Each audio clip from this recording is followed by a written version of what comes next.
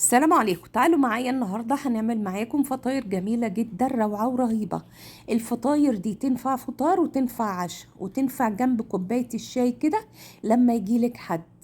رهيبة جدا لما تقدميها هتاكلي منها ما تشبعيش. طبعا انا حشيها ايه؟ جبنة موتزاريلا. جبنة موتزاريلا بتخلي طعمها ونكهتها في حتة تانية خالص. يلا بينا نقول لكم العجينة بتاعتنا معمولة ازاي. عندي هنا 3 كوبايات دقيق، حاطة عليهم ذرة ملح، يعني نص معلقة صغيرة.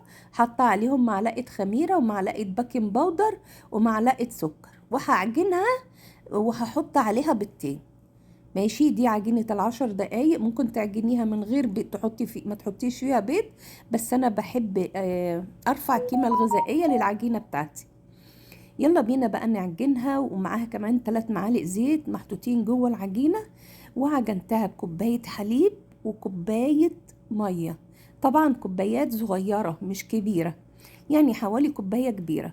بعد ما عجنتها غطيتها كده. بعد 10 دقايق فتحتها، بسم الله ما شاء الله، خمرت. ما هي عجينة ال10 دقايق خمرت وبقت جميلة جدا.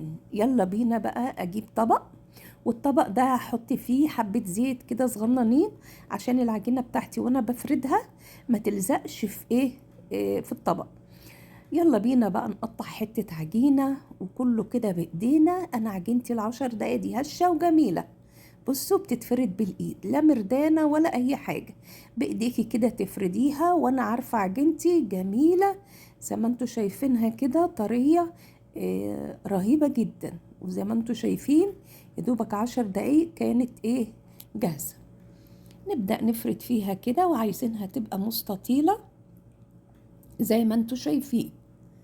اهم حاجة كده ان انتوا تكونوا واخدينها كده على راحتها، واحنا بنسيبها كده شوية عبال ما اجيب الجبنة الموتزاريلا تكون رفعت من النص. خليكم ماشيين معايا بالتركاية بتاعتي. يعني انا مش هسيبها 10 دقايق، يعني 10 ثواني عبال ما اجيب الجبنة الموتزاريلا واحطها. وبعدين بقى اجيب الطروف اضمها على بعض زي ما انتوا شايفين. الطروف اللي احنا بنضمها على بعض دي هتبقى القعر بتاع الفطيرة. بصوا بقى حطيتها وعملت واحدة. هرجع تاني اعمل معاكم كمان واحدة. نعملها مع بعض كده ونبدأ كده نفردها. نجيب حتة العجينة طبعا ونبدأ نفردها كده، وبرضو هنعملها مستطيلة نفس الطريقة التانية. والجبنة الموتزاريلا موجودة عندنا. عايزه اقول لكم العجينه بتاعتنا ما شاء الله، مطلعه الجبنه الموتزاريلا قبل ما اعجن العجينه وما ساحتش. بقيت اقطعها كده بالسكينه عشان خاطر افتحها من بعضها.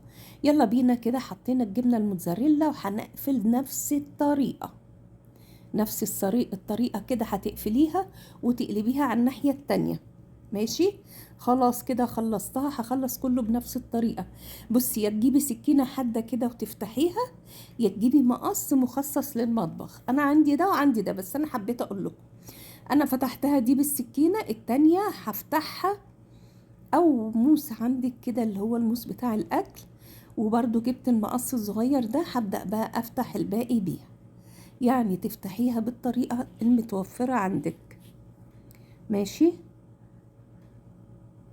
اهي بدأت بقى كده افتح فيهم. بوريكم اهو بعد ما اتفتحت هخلص بقى كله وافتحه، وبعدين اوريكم.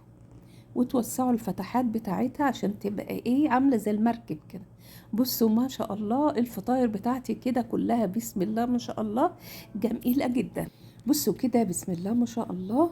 خلاص كده سبتها تخمر شوية، وبعدين حطيتها في الفرن. طلعت عندي بالشكل الرهيب اللي انتوا شايفينه ده، جميلة فوق ما تتخيلوا، وهشة معايا، والريحة بتاعتها جميلة جدا.